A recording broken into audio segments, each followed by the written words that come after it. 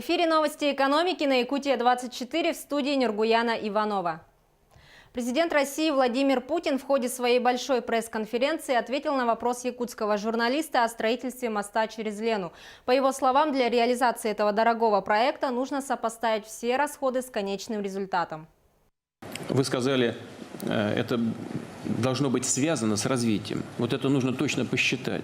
Стоимость этого моста, а мы говорим об этом уже давно, несколько лет, очень большая, это дорогой проект. Надо посмотреть, он упрется просто в город и все.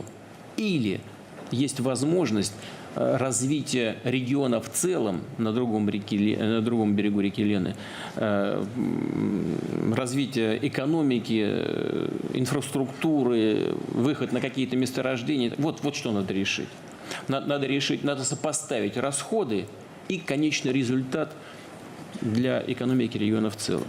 Вот если коллеги между собой на уровне Минтранса, Минэкономики договорятся, то мы, конечно, этот проект реализуем. Ленский мост нужен не одному городу Якутску, а всему макрорегиону Дальнего Востока России, в свою очередь, считает глава Якутии Айсен Николаев. Как сказал руководитель региона, объект обеспечит республике круглогодичное сквозное транспортное сообщение и в целом позволит соединить широтные транспортные магистрали, такие как Транссиб, БАМ, Северный морской путь.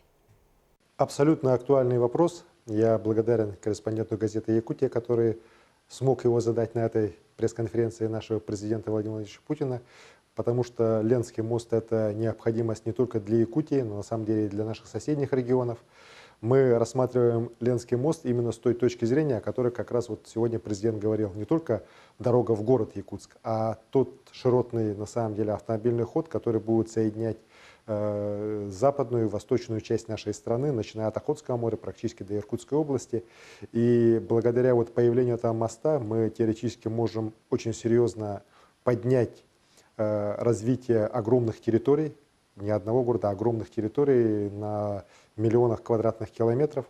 Строительство этого моста позволит кратно увеличить транспортную доступность для населения республики. Сегодня лишь 16% населения Якутии живет в зоне круглогодичной транспортной доступности, а строительство моста позволит в ближайшие годы достичь цифры 85% круглогодичной транспортной доступности для населения республики. А вот в региональном Минэке считают, что мост через реку Лену может повысить размер внутреннего регионального продукта республики до 3% в год. Подходы к экономическому обоснованию строительства моста концептуально изменились, а положительный эффект от реализации этого проекта весомый. Так, с вводом в эксплуатацию моста через реку Лену объемы грузопотоков увеличатся в 2 раза только за счет реализации крупных инвестиционных проектов и развития производств.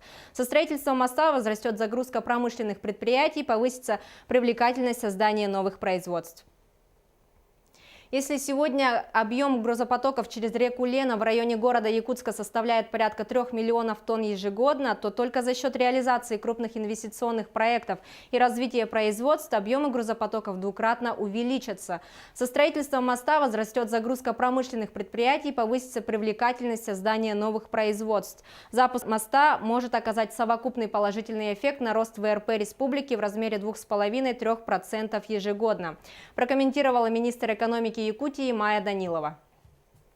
Экономика России должна поменять структуру. Об этом в ходе пресс-конференции заявил президент. По словам Владимира Путина, Россия должна войти в другую лигу экономик не только по объемам, но и по качеству.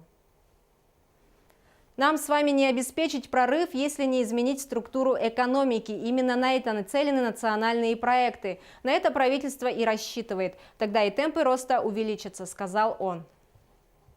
Также в ходе пресс-конференции глава государства заявил о том, что в России до 2024 года построят 200 мусороперерабатывающих заводов.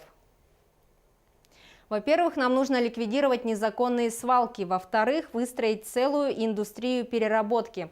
А условия на местах должны создавать муниципалитеты. До 2024 года мы по стране должны сделать 200 перерабатывающих заводов. Я не знаю, хватит ли этого, но 200 заводов мы должны построить обязательно, сказал глава государства. Якутия получит 500 миллиарда рублей на строительство и реконструкцию школ. Деньги будут выделены из резервного фонда правительства Российской Федерации. Деньги из резервного фонда мы дораспределяем по 500 миллиарда рублей приблизительно на создание новых учебных мест в школах. Речь идет о нескольких регионах. Это Якутия и Ингушетия, где должно быть создано дополнительное количество мест в школах, сказал председатель правительства Российской Федерации Дмитрий Медведев на заседании Кабинета министров.